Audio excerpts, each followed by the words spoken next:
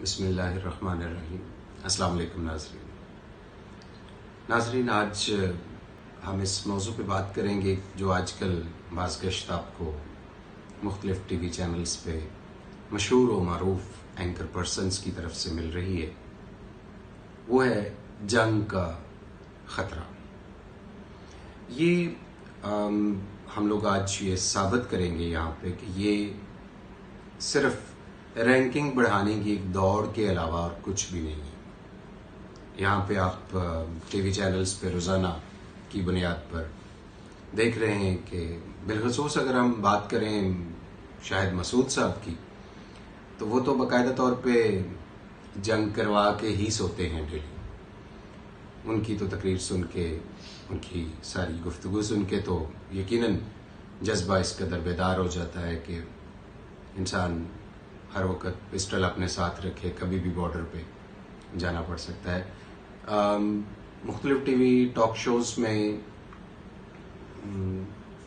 जंग लगवा दी गई है। एक तरह से आप देखें कि वो पहुंचा दिया उन्होंने, इवन पाकिस्तान आर्मी को भी डिप्लॉय कर दिया वहाँ पे, जबकि बात कुछ इस तरह से है नहीं।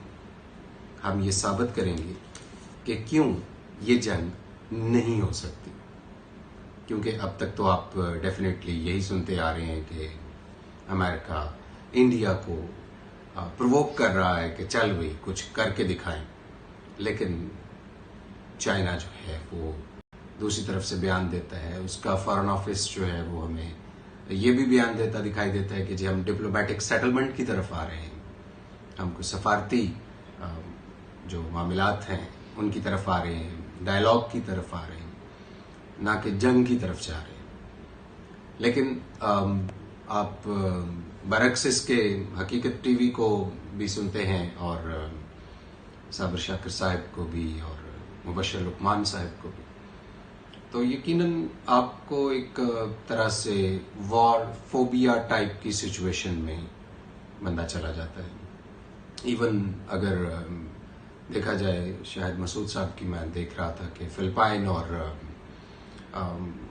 वियतनाम की जो एक नक्शा खींचा है जिस तरह से, कि जो बाकायदा एक सूरत हाल और बातों को, तो ऐसा नहीं है। हम इसको आज फैक्चुअली साबित करेंगे और आपके साथ हम शेयर करेंगे। जी, रात के टॉक शोज में तो आप देखते हैं कि रोज ही तकरीबन जंग हो के ही दम लेती है। उसमें आपको लद्दाख के पहाड़ों पे चढ़ते जहाज भी दिखाई देते हैं, वारशिप्स जो कि बहरी बेड़े हैं अमेरिका के, वो भी आपको चढ़ते दिखाई देंगे कि वो यहाँ समंदर के रास्ते से आएंगे और फिर फ्लाई करके जाके लद्दाख पे वो पहुंचेंगे। लेकिन सूरत हाल इसके बरक्स है। सूरत हाल कुछ यूं है, IR यानी कि इंटरनेशनल रिलेशंस आप में से जिन लोगों ने पढ़ रखा है, उसकी इस्तिलाह में चाइना और अमेरिका को दो अल्फाज से डिवाइड किया गया है, समझ लें आप। वो ये है कि चाइना सॉफ्ट पावर है और अमेरिका हार्ड पावर है।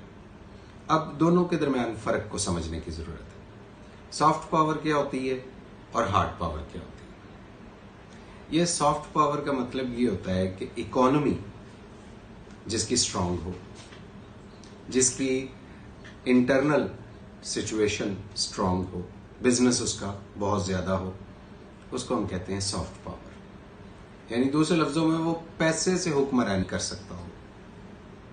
लेकिन हार्ड पावर क्या है, वो मिलिट्री के हवाले में आती है। उसकी मिलिट्री की फोर्सेस कितनी ऑफेंसिव हैं। अब लफ्ज ऑफेंसिव से आपको समझ आ जाएगी कि अमेरिका की फोर्सेस ऑफेंसिव हैं, जबकि चाइना की फोर्सेस डिफेंसिव हैं। चाइना की military policy defensive military policy है। अमेरिका की मिलिट्री पॉलिसी ऑफेंसिव, यानी कि वो जंग के लिए हर वक्त तैयार हैं। कैसे तैयार हैं? वो वाहिद एक मुल्क है इस पूरे कुर्रे अर्ज पे जिसकी हुक्मरानी है पानियों के ऊपर। और उसके पास बहरी बेड़े हैं, वारशिप्स हैं उसके पास, और बहरी बेड़े भी ऐसे जिसके ऊपर 200 तैयारा खड़ा है, और वो भी जनरेशन 5 तैयारे, वो वाले जेट उसके पास खड़े हैं। और वो चाहे जहां मर्जी समंदर की हदूद में खड़ा होके कहीं भी किसी के साथ भी वो लड़ाई शुरू कर दे, तो उसको उसके लिए कोई कुमक की जरूरत नहीं होगी, को पीछे से उसको इवन एक फौजी का किसी का बूट भी नहीं मंगवाना पड़ेगा। यानी वो इतने खुद कफील हैं, वो अपने पास अपने सामान में इतने खुद कफील हैं कि वो किसी भी जगह पे खड़े होके अरेबियन सी में, कहीं भी अटलांटिक ओशन में, एनीवेयर जहां पे समंदर है, पानी है, वो खड़े होके वहां पे किसी के साथ भी पंगा ले सकते हैं और बकायदा उसको चढ़ाई कर सकते हैं, उसकी ठुकाई कर सकते हैं।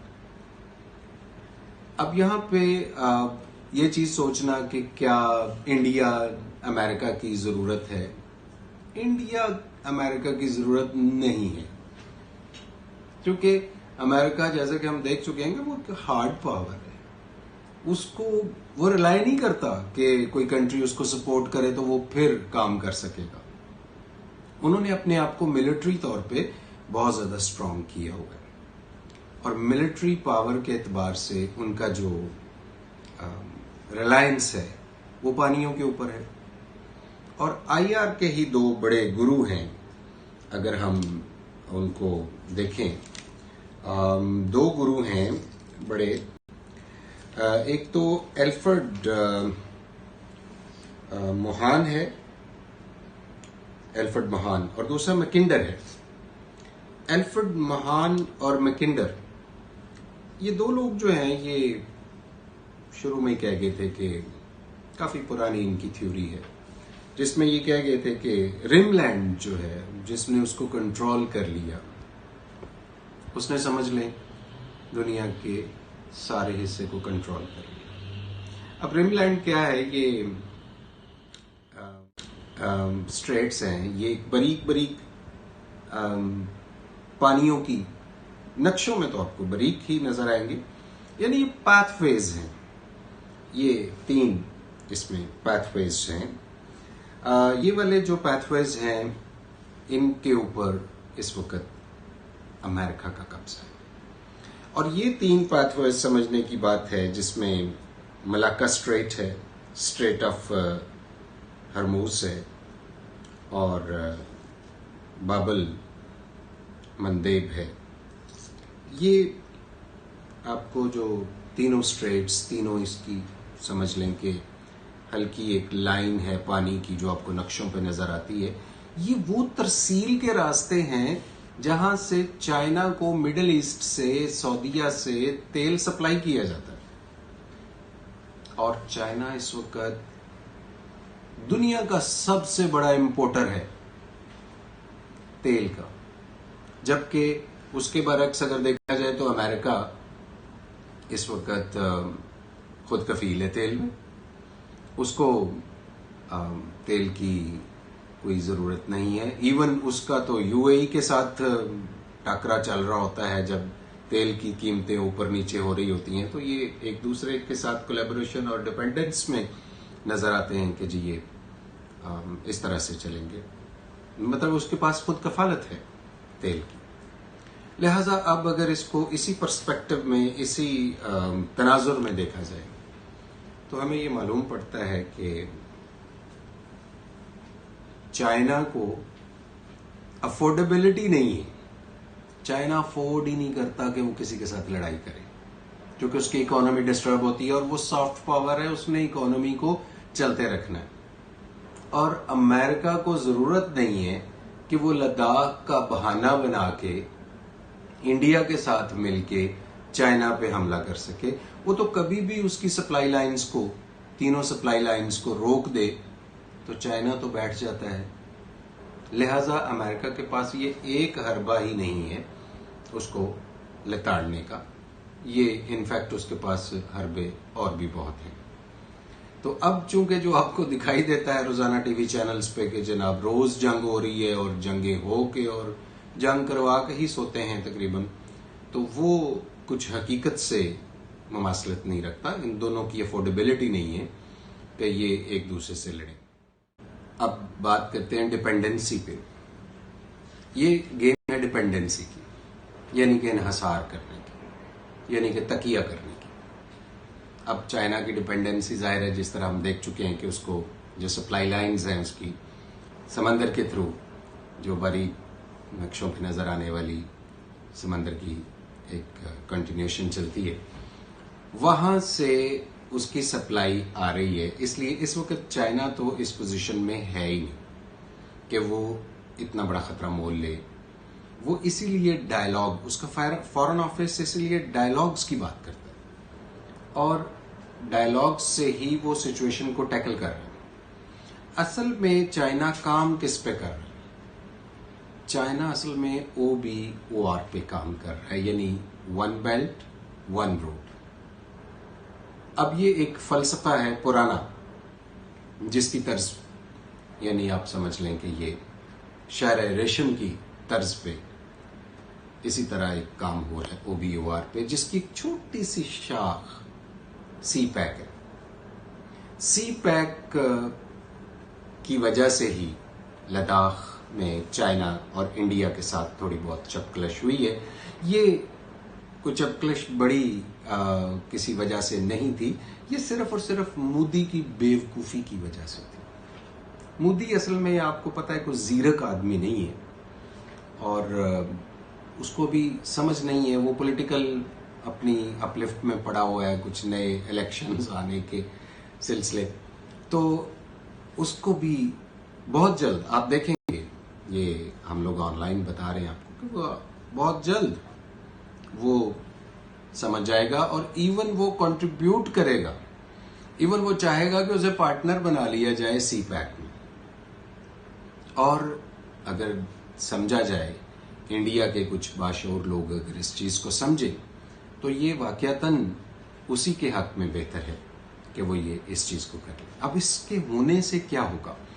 चाइना की डिपेंडेंसी खत्म हो जाएगी। वो जो बेल्ट्स जहां से ऑयल आ रहा है उसकी, वो अमेरिका के कंट्रोल में रहें, लेकिन रोड तो अमेरिका के कंट्रोल में नहीं होगी ना। CPEC की जो जितना भी एक नेटवर्क चल रहा है वो तो अमेरिका के कंट्रोल में नहीं होगा, तो इससे फिर डिपेंडेंसी खत्म हो जाएगी। उस वक्त चाइना ये सोच सकता है, हाँ कुछ चांसेस बन सकते हैं कि हाँ अब मैं लड़ूं और अब अमेरिका को मैं मजा चखाऊं, क्योंकि उस वक्त तक ना सिर्फ वो CPEC को कंप्लीट कर चुका होगा, बल्कि वो इंडिया को भी इस CPEC में पार्टनर बना चुका होगा और साथ ही साथ पाकिस्तान तो उसमें पार्टनर है ही, साथ ही साथ कुछ और नेशंस को भी इसमें इन्वॉल्व करेगा और अपने पार्टनरशिप में लेगा। और मीनवाइल उसकी सॉफ्ट पावर बढ़ती चली जाएगी। उस वक्त वो अपनी उस सॉफ्ट पावर को यूज करते हुए हार्ड पावर से टक्कर लेने की पोजीशन में होगा। हो सकता है आने वाले वक्त में वो अपनी पॉलिसी, मिलिट्री पॉलिसी भी तब्दील कर ले, तो तब तक तो हमें कहीं पे कोई जंग होती दिखाई नहीं दे रही, बल्कि सिचुएशन जो है वो बेहतरी की तरफ जाती दिखाई दे रही है। और आइंदा जो डेवलपमेंट हो रही है, उस डेवलपमेंट में आप देखेंगे कि इंडिया और चाइना दोनों फिर उसी तरह से सुकून में आ जाएंगे। कोई गोलियां तो वैसे ही नहीं वहां चलती उस बॉर्डर पे, वो तो वैसे ही हैंड टू हैंड कॉम्बैट होता है वहां पे।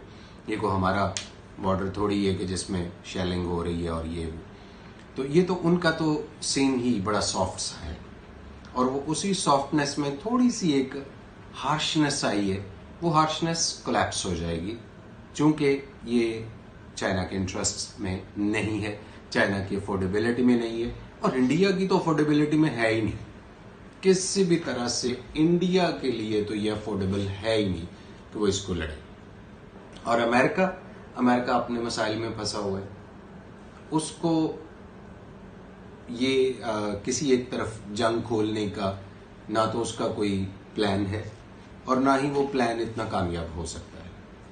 लिहाजा समअप करते हुए हम यही कहते हैं कि ये जो आप रोजाना एक हाइप क्रिएट की जाती है कि जनाब आज ही जंग लग गई, कल लग गई और बल्कि लग ही गई और लगा के सोते हैं और रोज जंग आपकी ख्वाब में भी आ रही होती है। ऐसा कुछ नहीं है, कुछ नहीं होने जा रहा। लेट दिस पैंडेमिक ओवर, ये पैंडेमिक ओवर हो जाए, ये जो वबा है, तो इंशाल्लाह जिंदगियां जो है वो स्मूथ चलना शुरू हो जाएंगी। लिहाजा ये वॉर फोबिया से आप जरा बाहर निकल आए और बी पॉजिटिव। अल्लाह हाफिज।